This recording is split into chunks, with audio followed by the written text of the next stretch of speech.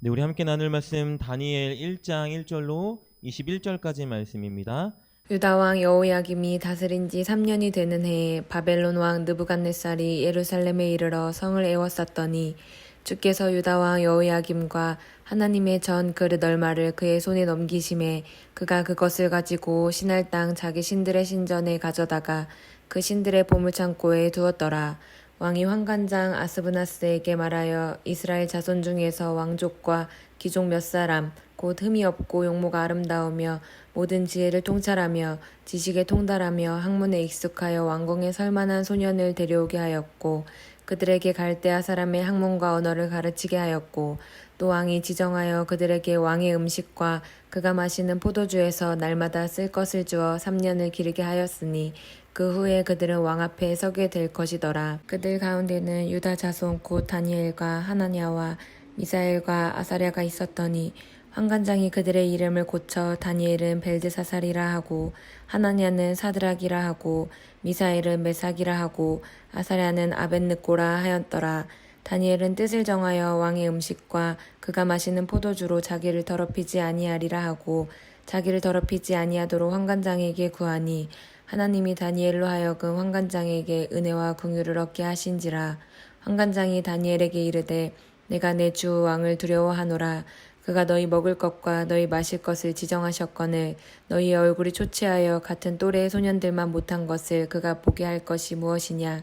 그렇게 되면 너희 때문에 내 머리가 왕 앞에서 위태롭게 되리라 하니라. 환관장이 다니엘과 하나냐와 미사엘과 아사랴를 감독하게 한 자에게 다니엘이 말하되 청하오니 당신의 종들을 열흘 동안 시험하여 채식을 주어 먹게 하고 물을 주어 마시게 한 후에 당신 앞에서 우리의 얼굴과 왕의 음식을 먹는 소년들의 얼굴을 비교하여 보아서 당신이 보는 대로 종들에게 행하소서 하매 그가 그들의 말을 따라 열흘 동안 시험하더니 열흘 후에 그들의 얼굴이 더욱 아름답고 살이 더욱 윤택하여 왕의 음식을 먹는 다른 소년들보다 더 좋아 보인지라.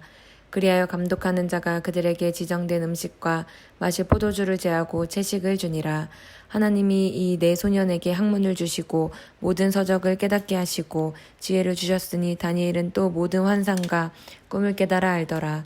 왕이 말한 대로 그들을 불러들일 기한이 찼으므로 환관장이 그들을 느부갓네살 앞으로 데리고 가니 왕이 그들과 말하여 보매 무리 중에 다니엘과 하나냐와 미사엘과 아사랴와 같은 자가 없으므로 그들을 왕 앞에 서게 하고 왕이 그들에게 모든 일을 묻는 중에 그 지혜와 총명이 온 나라 박수와 술객보다 10배나 나은 줄을 아니라.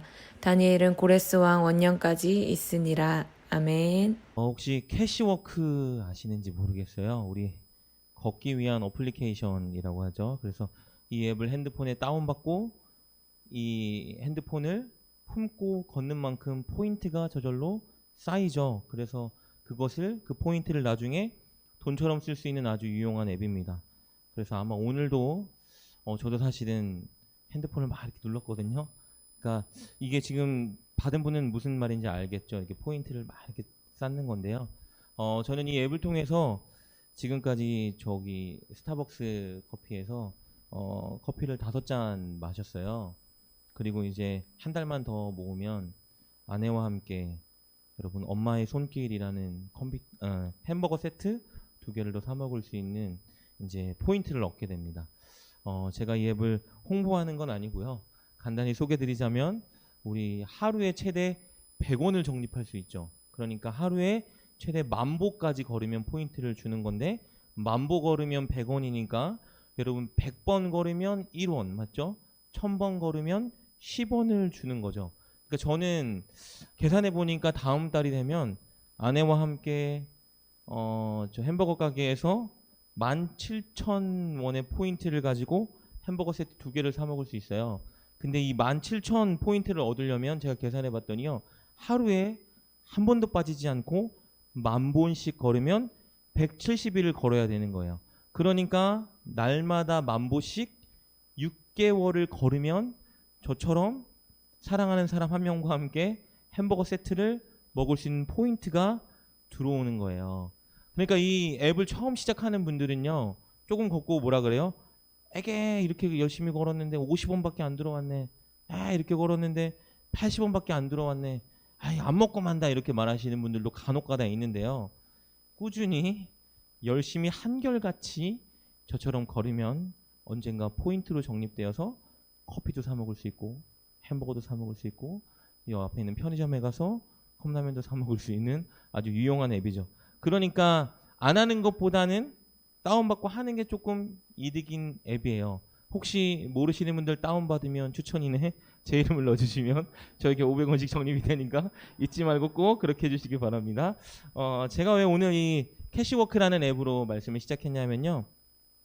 곰곰이 생각해 보니까 우리의 신앙이 실질적으로 보이진 않지만 하나님 앞에 하나하나 정립되는 앱과 같다라는 생각이 너무 많이 들었기 때문이에요. 우리가 오늘 지금 어떤 신앙의 선택을 내리느냐에 따라서 당장은 어떤 변화가 일어나지 않지만 반드시 언젠가 가장 필요한 순간에 나의 믿음의 포인트가 쌓여서 나에게 부메랑처럼 돌아오는 게 바로 우리의 신앙이라는 거예요. 그래서 우리는 날마다 매 순간순간 하나님이 원하시는 자리를 선택하고 그것에 따라 행동하기 위해서 믿음의 포인트를 쌓는 일에 애써야 한다는 것입니다. 내 기준이 하나님의 뜻이 되고 하나님의 말씀이 되어서 내가 어떤 선택을 내릴 때에 하나님이 기뻐하는 선택을 한다면요. 지금은 눈에 보이지 않지만 확실히 보장할 수 있는 하나님의 포인트가 하나님이 인정하는 믿음의 포인트가 쌓여서 나의 미래에 엄청 찬란한 부메랑으로 돌아올 수 있다라는 거예요. 오늘 우리가 읽은 말씀이 다니엘이 그 본을 보여주고 있습니다. 여러분 배경은 사실 너무 잘 아실 것 같아요. 다니엘과 세 친구 우리가 너무 잘 아는 것처럼 고국 이스라엘에 있다가 바벨론의 포로로 끌려갔죠. 왜냐하면 그들의 고국 이스라엘이 바벨론에 점령을 당한 상태였기 때문이고 그나마 그들은 약간 귀족 중에 속해서 좋은 가문에 태어나 좋은 학식을 갖추고 있었기 때문에 바벨론의 청년 시절, 청소년 시절에 끌려갔죠. 왜냐하면 약간 똑똑하고 약간 써먹을 만한 인재들을 바벨론이 끌고 갔기 때문이에요. 마침 바벨론에 끌려갔는데 이게 진짜 행운인지 불운인지는 모르겠는데 한 가지 프로젝트가 그들을 기다리고 있었어요. 그 프로젝트가 뭐냐 하면 바벨론 왕 느부갓네살이 인재 발굴 프로그램이라는 프로젝트를 계획하고 있었어요. 그래서 바벨론에 있는 청소년도 그렇고 어쨌든 붙잡혀온 청소년들도 그렇고 그 중에 외모도 준수하고 학식이 갖춰진 자들, 그러니까 그들이 볼 때에 싹수가 된다, 엘리트 키울만 하다라는 인물들을 청소년 시절에 뽑아서 그들을 3년 동안 훈련시키는 프로젝트가 막 진행되고 있었던 거예요. 이렇게 느부갓네살왕이 이런 프로젝트를 진행시킨 이유는 크게 두 가지로 볼 수 있겠죠. 첫째는 바벨론을 위해서요. 여러분 외모도 준수하고 똑똑하고 학식이 갖춰진 자들을 엘리트 코스로 잘 키워내서 바벨론에 써먹으면 바벨론에 엄청 큰 이익이 되겠죠. 두 번째 의도는요. 민족 말살 정책이겠죠. 이방에서 끌려온 자들이 이 인재들이 나중에 힘을 키워서 바벨론을 위협할 수도 있기 때문에 어린 시절부터 그 싹을 자르는 거예요. 그래서 이들의 이름을 바꾸고 정체성을 바꾸고 이들이 고국을 그리워하지 못하도록 이들에게 바벨론의 학식과 좋은 것들을 많이 갖추게 해서 이들이 바벨론 사람처럼 바벨론을 위해서 살고 싶게 만들려는 의도로 이 프로젝트를 진행했다라는 것이죠. 어쨌든 이 프로젝트에 오늘 다니엘과 그의 또래 세 친구가 뽑혔죠. 오늘 3절부터 5절 말씀이 그 환경을 말해주고 있죠. 우리 3절부터 5절 한번 보겠습니다. 왕이 환관장 아스브나스에게 말하여 이스라엘 자손 중에서 왕족과 귀족 몇 사람 곧 흠이 없고 용모가 아름다우며 모든 지혜를 통찰하며 지식에 통달하며 학문에 익숙하여 왕궁에 설 만한 소년을 데려오게 하였고 그들에게 갈대아 사람의 학문과 언어를 가르치게 하였고 또 왕이 지정하여 그들에게 왕의 음식과 그가 마시는 포도주에서 날마다 쓸 것을 주어 3년을 기르게 하였으니 그 후에 그들은 왕 앞에 서게 될 것이더라. 여러분 오늘 이 상황이요. 누군가 보기에는 누군가의 시선에는 엄청난 기회의 상황처럼 보여요. 왜냐하면 진짜 입신양면할 수 있는 절호의 찬스이기 때문이에요. 최고의 기회가 그들에게 주어졌어요. 3년 동안 잘 배워서 왕 앞에 섰을 때 왕의 눈에 꼽히면 고관으로 쓰임받을 수 있는 찬스가 그들에게 주어졌기 때문이죠. 게다가 이 프로젝트에 참여하는 사람들은 뭐예요? 왕이 먹는 진미, 특별한 포도주를 3년이나 공급받게 되는 거예요. 더 나아가서 날마다 일상생활을 할 때 필요한 일체품을 풍족하게 공급받을 수 있는 특권이 주어지는 거예요. 그러니까 포로로 끌려왔지만 포로처럼 사는 게 아니라 포로로 끌려왔지만 귀족처럼 살 수 있는 기회가 이들에게 주어진 거예요. 그러니까 정말 엄청난 특권인 거죠. 그런데 이것을 특권이라고 생각하기에는 함정이 숨겨져 있죠. 왜냐하면 이 상황을 엄청난 기회와 영광과 특권으로 생각하는 사람이라면 그 사람의 선택과 행동의 기준에는 하나님이 없는 사람이에요. 이게 무슨 말이냐면요. 세상의 기준으로 보기에는 엄청난 혜택이 주어진 것 같지만 만약에 내 선택과 행동의 기준이 하나님의 뜻인 자들에게는 이것은 기회가 아니라 엄청난 갈등과 괴로움을 주는 일이 될 수 있었기 때문이에요. 왜냐하면 당시 프로젝트의 대상자가 되는 사람들은 첫째, 그들의 이름을 바꿔야 했기 때문입니다. 여러분 잘 아는 것처럼 이스라엘 백성들이 갖고 있던 이름은요, 그들의 정체성이자 그들이 믿는 하나님을 향한 고백과 같은 거였어요. 그런데 그 이름을 지우고 바벨론식 이름으로 바꿔야 했다라는 거예요. 일본이 우리나라를 침략하고 1940년대에 한국 사람들의 성과 이름을 일본식으로 바꾼 우리 창시개명이라 그러죠. 그것과 유사한 상황이 펼쳐진 거예요. 오늘 7절 말씀 볼까요? 7절입니다. 환관장이 그들의 이름을 고쳐 다니엘은 벨드사살이라 하고 하나냐는 사드락이라 하고 미사엘은 메삭이라 하고 아사랴는 아벳느고라 하였더라. 여러분 다니엘 이름의 뜻은요, 하나님이 나의 심판주다라는 뜻이에요. 그런데 그 이름을 뭐라고요? 벨드사살이라고 바꾸면요, 이 뜻은 벨신이 그의 생명을 보호하시리라라는 이방신을 향한 고백으로 완전히 바뀌는 거예요. 하나냐의 이름 뜻은 여호와는 자비를 베푸신다. 근데 그의 이름을 사드락으로 바꾸래요. 그 뜻은 달의 신 아쿠의 명령이란 뜻이에요. 마찬가지로 미사엘은 누가 하나님과 같을까란 뜻인데 메삭으로 바꾸면요, 달의 신 아쿠와 같은 이가 어디에 있을까란 뜻이에요. 마지막으로 아사랴는 여호와께서 도우셨다라는 뜻인데 그의 이름을 아벳느고로 바꿔버리면요, 느고의 종이란 뜻으로 완전히 그들의 이름의 고백이 달라지는 것을 보게 되는 거예요. 그러니까 세상에서 누릴 수 있는 최고의 혜택을 누릴 수 있는데 그 대신에 뭐를 포기해야 되냐면 그들의 정체성을 포기해야 한다라는 거예요. 오늘날로 말하자면 금수저의 삶, 아주 최상류층의 삶으로 올라갈 수 있는 기회가 왔는데 그것을 위해서 내가 믿는 하나님을 향한 고백과 정체성을 감추고 살아가야 되는 상황이 다가왔다라는 거예요.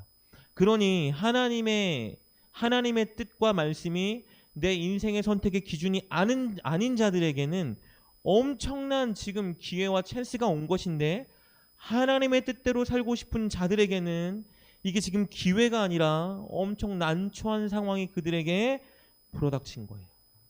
게다가 우리가 너무 잘 아는 것처럼 그들이 앞으로 3년간 먹어야 되는 그 왕의 진미와 포도주에 문제가 있었죠. 학자들은 이렇게 추측하죠. 첫째, 그 음식은 부정한 음식이다. 그래서 하나님은 레위기 20장에서 분명히 부정한 음식을 먹지 말라라고 말씀하셨어요. 부정하고 정한 음식의 기준은 하나님이에요. 하나님이 이 음식은 정한 거야, 너네 이거 먹어라고 하는 건 정한 거예요. 그런데 하나님이 어떤 이유에서든지 이건 부정한 음식이야, 나의 백성이 너희들은 이 음식을 먹지 마라고 말씀하신 건 부정하기 때문에 먹으면 안 됐어요. 하나님이 왜 그렇게 말씀하셨을까? 하나님은요, 이스라엘이 생활할 때 가장 기초적인 음식 생활을 통해서 그들이 구별된 하나님의 백성이라는 정체성을 인지하고 살길 원하셨기 때문이에요. 그런데 왕이 주는 이 진미는, 최고의 특산물의 이 음식은 부정한 음식이었을 거라는 거예요. 그래서 이들에겐 갈등이었겠죠. 부정한 음식을 하나님의 뜻에는, 하나님의 율법에는 먹지 말라고 하셨는데 먹어야 되는 것인가라는 고민이 들었을 거예요. 둘째, 학자들은요, 이 음식이 우상 숭배와 관련 있는 음식이라고 생각들을 많이 해요. 왕궁에서 먹는 고기들은 보통 도살되는 과정 가운데 이방신에게 바쳐졌다가 그들에게 돌아오는 음식이거든요. 그러니까 이스라엘 백성들은 우리의 공급자, 우리의 주관자는 하나님이신데 이방 신에게 제사를 드리고 온 음식을 먹는다는 것은 뭐예요? 하나님이 아니라 공급자가 다른 신이다라고 선포하고 고백하는 것과 같은 일이었어요. 그러니까 우리가 생각할 때는 그냥 어쩔 수 없는 상황이니까 먹을 수밖에 없지 라고 생각할 수 있지만 다니엘과 세 친구에게는 굉장히 큰 부딪힘이었던 거예요. 그래서 이들이 어떤 선택을 하죠? 진미와 포도주를 먹지 않겠다라고 선택해요. 왜요? 그들의 선택의 기준은 늘 하나님의 뜻과 말씀이었기 때문이에요. 세상이 주는 아주 달콤한 메뉴를 거절하고 하나님께 믿음의 포인트를 쌓겠다라고 결정한 거예요. 그런데 여러분, 이 일이 정말 쉽지 않은 일이에요. 우리는 그냥 이미 지나간 말씀을 보니까 나도 이 상황이었으면 이런 믿음을 발휘할 수 있겠지라고 생각했지만 여러분, 그렇게 쉬운 문제는 아니에요. 세상의 정점, 누구나 우러러볼 수 있는 그 자리에 설 수 있는 기회가 생긴 거예요. 내가 진짜 이 세계에서 유명한 자가 될 수 있는 기회가 생긴 거죠. 엄청난 부귀영화와 혜택을 받을 수 있는 내 일생 일대의 찬스가 나에게 굴러온 거예요. 그런데 그게 하나님의 뜻과 맞지 않는 것 같아서 포기한다? 여러분, 쉬운 일일까요? 혹시나 여러분의 자녀들이 오늘 이 유사한 상황에 처한 거예요. 여러분 자녀가 세계의 정말 최상류층 가장 유명한 자가 될 수 있는 기회가 눈앞에 주어졌어요. 그런데 그것을 보니까 하나님의 뜻과 조금 대치되는 것 같아. 그럼 여러분, 과연 여러분 자녀들에게 이건 하나님의 뜻과 좀 대치되는 것 같으니까 이거 그냥 포기하고 우리 좀 가난해도 이 뜻대로 살아가자라고 할 수 있냐라는 거예요. 정말 쉽지 않은 문제죠. 더군다나 이 선택을 내릴 경우에 어떤 일까지 펼쳐질 수 있냐면 모가지가 날아갈 수도 있는 상황이 펼쳐지게 된다라는 거예요. 그런데 오늘 이 네 사람은 이 모든 사실을 알매도 불구하고 눈에 보이는 혜택과 물질과 내 안전보다 하나님 앞에 보이지 않는 믿음의 포인트를 쌓겠다라고 결단했다라는 것입니다. 여러분, 오늘 말씀을 묵상하다가 이런 도전이 많이 들었어요. 저와 여러분 인생에도 여러분 눈앞에 아무리 좋은 혜택이 보인다 할지라도 우리가 선택하는 그 길이 정말 늘 하나님의 뜻과 말씀에 합한 그 길이 될 수 있기를 주님의 이름으로 축복합니다. 왜냐하면 하나님은 분명히 아세요. 하나님 분명히 기억하신다는 걸 우리가 명심해야 합니다. 여러분, 이렇게 오늘 이 네 친구가 하나님 말씀을 기준으로 믿음의 포인트를 쌓았을 때에 이들에게 돌아온 엄청난 부메랑이 무엇이죠? 오늘 17절 말씀입니다. 이렇게 기록되어 있죠. 하나님이 이 네 소년에게 학문을 주시고 모든 서적을 깨닫게 하시고 지혜를 주셨으니 다니엘은 또 모든 환상과 꿈을 깨달아 알더라. 20절입니다. 왕이 그들에게 모든 일을 묻는 중에 그 지혜와 총명이 온 나라 박수와 술객보다 10배나 나온 줄 아니라. 하나님이 눈앞에 보이는 부귀 영광을 포기하고 하나님 앞에 믿음의 포인트를 쌓기로 결단한 이들에게 주신 은혜가 무엇이냐면 학식의 지혜라는 거예요. 눈앞에 바로 보이진 않지만 무언가를 배울 때, 익힐 때 탁월한 이해력과 지혜를 주셨어요. 특히 다니엘에게는 오늘 말씀 보니까 환상과 꿈을 깨달아 알 수 있는 지혜를 주셨다라고 기록되어 있습니다. 그리고 이 결과가 3년 후에 빛을 발하죠. 왕 앞에 섰을 때에 왕이 많은 소년들을 모아놓고 질문을 던지는데 이 네 사람이 눈에 너무 들어오는 거예요. 왜냐하면 이들에게 질문을 더하고 답변을 들을 때마다 이들의 지혜가 지금 훈련받은 소년을 뛰어넘어 그 시대의 고관과 박수와 술객들 이들보다도 10배나 더 지혜가 있는 것을 알아차렸다라는 거예요. 여기서 말하는 10배는요, 숫자적인 10배를 의미하는 것이 아니라 온전수, 완전수라고 하죠. 남들보다 훨씬 확실히 탁월한 지혜를 이들이 가졌다라는 것을 깨닫게 됐다라는 것이죠. 여러분, 그런데요, 이런 지혜와 총명보다 더 놀라운 혜택은 무엇이냐면요, 그들의 믿음이 엄청 크고 깊어졌다라는 거예요. 여러분 잘 생각해 보세요. 이 본문에 나오는 이 결정을 하기까지 말씀에 기록되어 있지는 않았지만 여러분 다니엘과 메삭과 아벳노고와 이 네 친구들은요 인생의 여정을 살아오면서 무수히 많은 선택의 기로에 섰었을 거예요. 그때마다 어떤 선택을 했을까요? 하나님의 뜻, 하나님의 말씀에 합한 선택을 분명히 했을 거예요. 믿음의 포인트를 쌓아왔기 때문에 오늘이 큰 결정을 해야 되는 순간에도 하나님이 기뻐하는 선택을 할 수 있었다라는 거예요. 그러니까 여러분 오늘 내가 내리는 순간 선택 하나하나가 내가 오늘 행하는 믿음의 행동 하나하나가 결국은 습관이 되어서 나를 믿음의 거장이 되게 만든다는 것을 우리가 알아야 한다는 거예요. 오늘 이 네 친구는요 시간이 지나면 볼 수 있듯이 다니엘 3장을 보면 사드락 메삭 아벳노고가 왕 앞에 세운 이 금신상에 절하지 않으면 풀무불에 던져 죽임을 당한다는 사실을 알면서도 왕에게 뭐라고 고백하죠? 우리가 믿는 하나님이 우리를 구원해 주실 것입니다. 그런데 만약에 하나님이 우리를 구원해 주지 않는다 하여도 하나님이 그리 아니하실지라도 우리는 하나님만 섬길 것입니다라고 담대하게 고백해요. 갑자기 주어진 믿음일까요?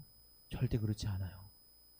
날마다 삶 가운데에 하나님이 원하는 뜻, 하나님이 원하는 말씀, 그 자리에 서는 습관이 되어 있었기 때문에 여러분이 믿음의 자리에 나아갈 수 있었던 것입니다. 다니엘 6장을 보면요. 다니엘이 한 가지 놀라운 사실을 보여주죠.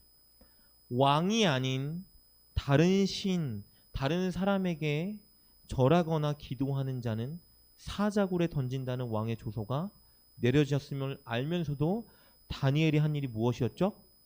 날마다 하던 것처럼 방에 창을 열어놓고 예루살렘 성전을 향하여 하나님께 기도하는 것을 보게 돼요. 위기와 어려운 상황이 와도 그가 선택했던 건 뭐예요? 늘 하던 대로 기도하였더라라고 기록되어 있어요.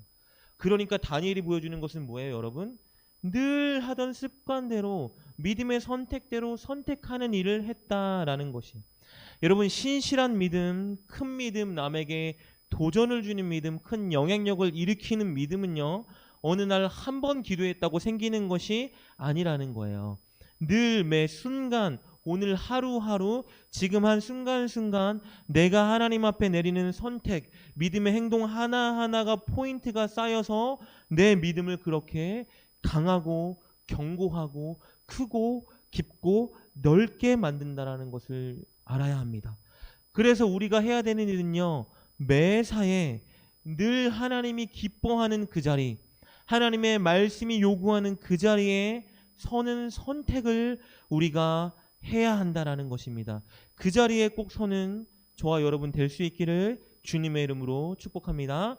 여기서 그런데 한 가지 더 여러분과 나누고 싶은 것은 이것입니다.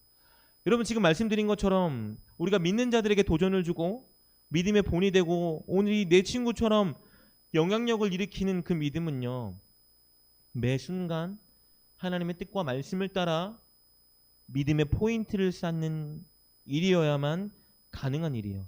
세상에 주는 달콤한 성공의 메뉴도 거절할 수 있어야 되고 하나님이 주시는 그 계획, 하나님이 주시는 마음, 하나님이 주시는 말씀을 따라서 선택하고 행동해야만 교회 안에서도 여러분 믿는 사람들에게도 선한 도전을 줄 수 있는 거예요.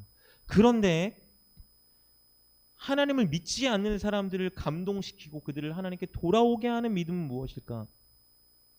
여러분 먼저는 방금 말씀드린 것처럼 세상의 메뉴에 흔들리지 않고 늘 하나님의 말씀을 따라 사는 삶이 먼저는 우선순위로 동반돼야 돼요.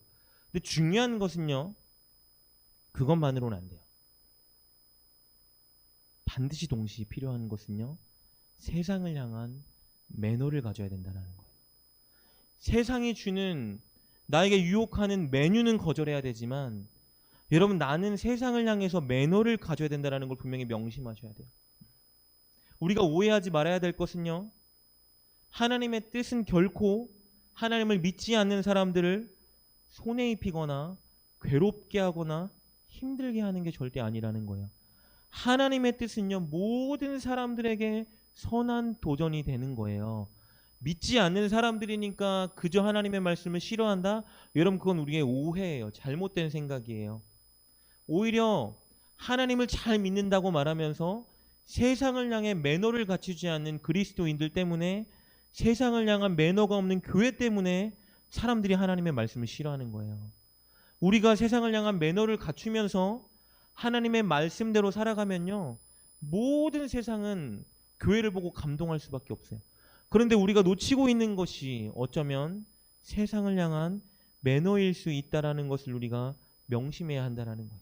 예를 들어 볼까요? 만약에 오늘 이렇게 저녁에 와서 예배를 드리는데 주변에 많은 사람들이 저녁에 저 교회에서 예배 드리는 것 때문에 너무 시끄럽고 짜증난다라는 이런 컴플레인이 들어오면요, 무슨 소리야?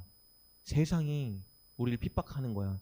우리는 하나님이 더 중요하기 때문에 하나님께 더 목소리 높이고 소리 높이 하나님께 기도하고 예배할 거야 라고 주장하는 건요, 굉장히 어리석은 일이에요. 이건 하나님을 섬기는 게 아니에요. 세상에 그런 컴플레인이 온다면요, 수용해야 돼요.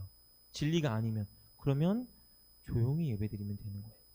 만약에 우리 교회가 막 성장하고 부흥했어요. 주일날 너무 사람들이 많아서 우리 교회 때문에 교통체증이 근방에 일어나는 거예요.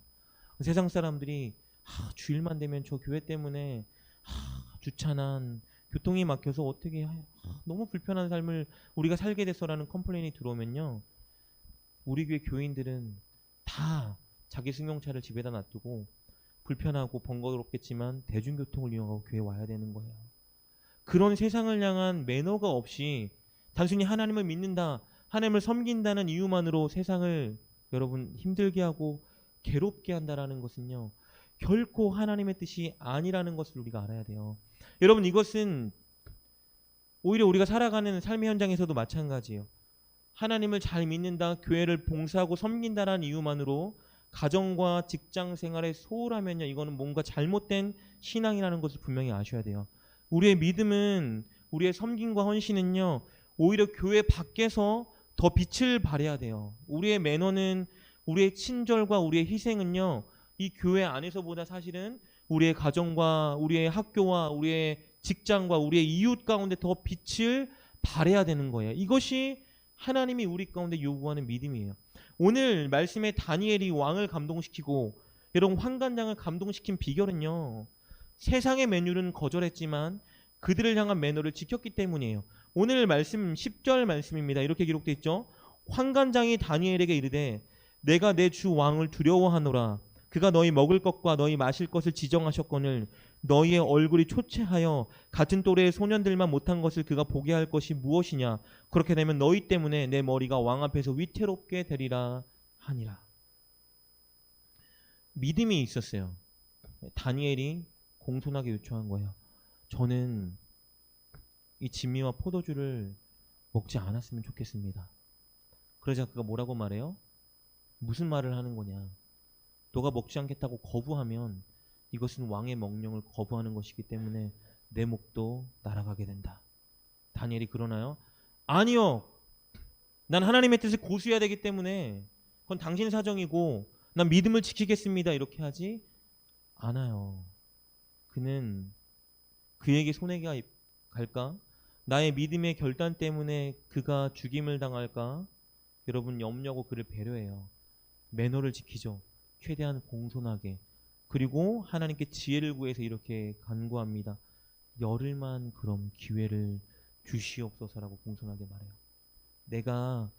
우리가 물과 채소를 먹었을 때에 우리의 얼굴이 초췌하고 왕이 혹시나 우리의 모습을 보고 환관장님께서 왕의 뜻대로 행하지 않은 것처럼 걸릴 것 같으면 우리의 청을 듣지 마시고 우리를 죽이시든지 뜻대로 하시옵소서라고 말해요.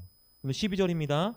청하오니 당신의 종들을 열흘 동안 시험하여 채식을 주어 먹게 하고 물을 주어 마시게 한 후에 당신 앞에서 우리의 얼굴과 왕의 음식을 먹는 소년들의 얼굴을 비교하여 보아서 당신이 보는 대로 종들에게 행하소서 하매.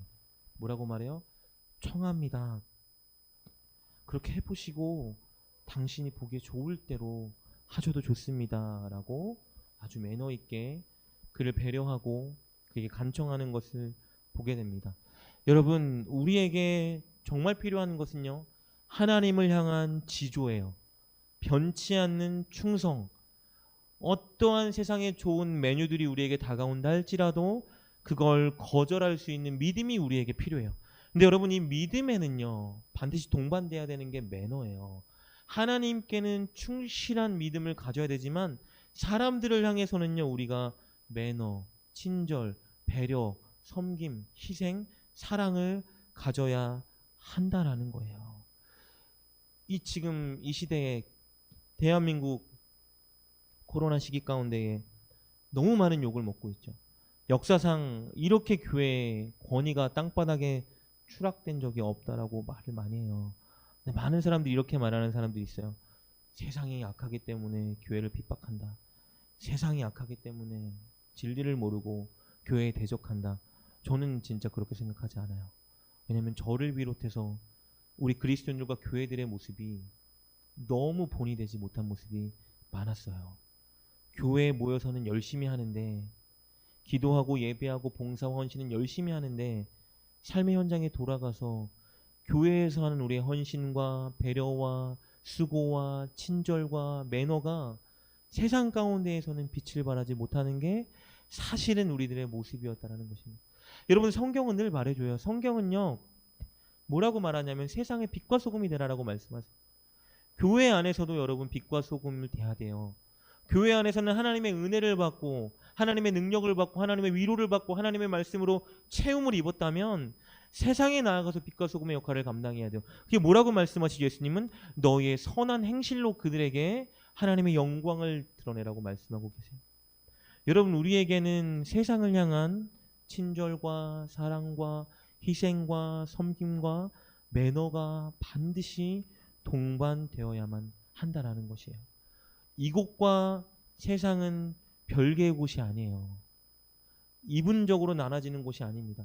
이곳에서는 모여서 하나님께 드리는 예배를 드렸다면 진짜 예배는 세상에서 시작되는 거예요. 하나님의 말씀을 들은 대로 그들을 위해 헌신하고 희생하고 섬기고 배려하고 친절과 매너를 베푸는 모습이 진짜 예배인 거예요. 여러분, 그 매너가 우리 가운데 회복되어야 한다는 거예요. 근데 여러분, 중요한 사실은요, 그 매너가 왜 회복되지 못하냐 하면요, 그 매너가 회복돼야 되는 곳이 바로 가정과 교회인데, 가정과 교회에서 우리가 매너를 잘 회복하지 못하기 때문이에요. 여러분, 가정에서 가장 가까운 가족에게 매너를 베풀지 못하면요, 절대 세상에서 매너를 베풀 수 없습니다. 가정에서 내 부모에게 매너가 없는 자녀는요, 부모를 섬기지 못하고 부모에게 친절하지 못한 자녀는요, 절대 세상에서 친절을 베풀 수 없어요. 마찬가지 가정에서 자녀에게 매너를 베풀지 못하는 부모는요, 자녀를 존중하고 자녀를 인격적으로 대우하고 그들을 섬기고 사랑하지 못하는 그런 부모는요, 절대 세상에서 매너를 베풀 수 없어요. 마찬가지예요. 내 배우자에게 매너 있게 행동 못하는 그리스도인은요, 절대 밖에서 매너 있게 행동할 수가 없어요. 여러분, 가족이니까 편하지만 중요한 사실을 잊으면 안 되는 것은요, 가족이기 때문에 최선을 다해서 매너와 섬김을 베풀어야 돼요. 가족이기 때문에 내가 할 수 있는 최고의 친절을 베풀어야 돼요. 그게 하나님이 우리 가운데에 요구하시는 거예요. 그리고 여러분이 교회 안에 진짜 매너가 있어야 돼요. 교회 안에 성도들 사이에 매너가 있어야 돼요. 교회 안에 성도들 사이에 매너가 없으면요, 얼마나 많은 상처들이 보이지 않게 오가는지 몰라요. 매너 없는 말투, 배려 없는 말투와 행동들이 여러분 서로에게 얼마나 많은 상처와 아픔을 주는지 몰라요. 저는 몇 군데의 교회의 사역자로 섬기면서 이런 모습들을 너무 많이 봤어요. 남들보다 정말 기도 열심히 하시는데, 남들보다 진짜 예배 더 열심히 드리시는데, 남들보다 진짜 더 많이 헌신하시고 물질로 봉사하시는데, 근데 배려하는 말투와 매너가 없어요. 그러니까 하나님 앞에는 열심히 하는데 결국은 사람들에게는 상처만 주는 그런 안타까운 현상들이 많이 벌어지는 거예요. 앞에 있는 제가 누군가에게 그런 사람이었을 것 같아요. 오늘 말씀을 준비하면서 곰곰이 생각해 보니까 나의 배려 없는 말투, 나의 배려 없는 행동들이 나도 모르게 너무 많은 사람들에게 교회 안에 상처를 줬을 수 있겠다라는 생각이 너무 많이 들어요. 여러분, 사실이라는 이유로, 내 감정에 솔직하다는 이유로, 내 의견이 더 합리적이라는 이유로 남을 배려하지 못하는 말투나 그런 매너 없는 행동들은요, 여러분 교회를 하나 되지 못하게 만든다는 거예요. 이 매너는 여러분이 있는 가정에서부터 회복돼야 돼요. 그래서 정말 여러분에게 도전하고 싶은 것은, 그리고 저 자신에게도 도전하는 거예요. 오늘부터 여러분의 부모님들에게 혹은 여러분의 자녀들에게, 여러분의 배우자에게 정말 최선을 다해서 매너 있게 대하셨으면 좋겠어요. 누구를 대하는 것보다 친절하게, 누구를 대하는 것보다 여러분 매너 있게 대하세요. 그럴 때 여러분 안에 매너가 쌓여요. 그래서 세상을 향한 매너가 여러분 안에 갖춰지게 되는 거예요. 그리고 여러분이 우리 교회 안에 진짜 매너가 있었으면 좋겠어요. 서로를 배려하는 마음으로 한마디를 하더라도, 한 표정을 짓더라도, 인사를 하더라도 여러분 서로 배려하는 그런 아름다운 매너를 갖추고 우리가 서로 한마디를 하고 여러분 인사를 할 때에 정말 우리 안에 아름다운 관계와 여러분 아름다운 매너의 생활화가 싹트게 되는 거예요. 그런 자들이, 그런 교회가 세상에 나아가서 매너를 발휘할 수 있는 거예요. 그런 교회와 그리스도인이요, 세상을 감동시키는 거예요. 아름다운 향기가 나는 거예요. 하나님 열심히 믿는다라고 말하면서 매너를 갖추지 않는 악취가 나는 그리스도인이 아니라 정말 저 사람들은 다르다. 야, 정말 하나님 열심히 믿는다고 하는데 저 교회는 다른 것 같아. 저 사람들은 너무 매너 있고 너무 친절하고 너무 공손해서 야, 저 사람들은 진짜 존중할 수밖에 없어 하는 그런 교회, 그런 그리스도인이 꼭 저와 여러분이 될 수 있기를 주님의 이름으로 축복합니다. 이런 말씀을 정리하면 이거예요. 하나님이 우리 가운데 요구하시는 건 바로 이런 겁니다. 세상이 주는 아주 달콤한 메뉴, 이것은 세상의 가치관이라고 말하고 싶어요. 여러분, 이런 유혹 앞에 우리의 기준은 늘 하나님의 뜻과 하나님의 말씀이 돼야 돼요. 하나님이 기뻐하지 않는 것 같다라고 하면 여러분 보시면 안 돼요. 그냥 거절하셔야 돼요. 그게 하나님 앞에 여러분 믿음의 포인트를 쌓는 거예요. 근데 동시에 늘 우리 안에 사람을 향해서는 배려와 매너와 친절을 갖춰야 해요. 그런 자가 진짜 예수님의 성품과 능력과 영향력을 나타낼 수 있는 것입니다. 여러분, 끝으로 늘 그렇게 살 수 있는 비결을 하나만 나누고 말씀을 마치겠습니다. 우리 1절, 2절 말씀 보고 말씀을 마치고 싶은데요. 우리 1절, 2절 말씀 함께 보겠습니다. 다니엘 1장 1절 말씀입니다. 유다 왕 여호와김이 다스린 지 3년 되는 해에 바벨론 왕 느부갓네살이 예루살렘에 이르러 성을 애워싸더니 주께서 유다 왕 여호와김과 하나님의 전그릇 얼마를 그의 손에 넘기심에. 다니엘서를 시작하는데 그 시작의 말씀이 굉장히 의미심장한 말씀으로 시작해요. 바벨론의 느부갓네살 왕이 예루살렘을 애워쌌는데 그 예루살렘을 애워쌌을 때 바벨론 왕이 승리하게 만들고 예루살렘을 점령하게 만들고 포로를 이끌어가게 만든 분이 누구라고요? 주께서라고 기록되어 있어요. 하나님이 하셨다는 거예요. 하나님이 허락하셨다라는 거예요. 여러분, 세상의 모든 역사, 저와 여러분의 인생의 모든 역사, 우리 교회, 우리 가정, 이 나라의 역사를 이끄시는 분은 바로 누구예요?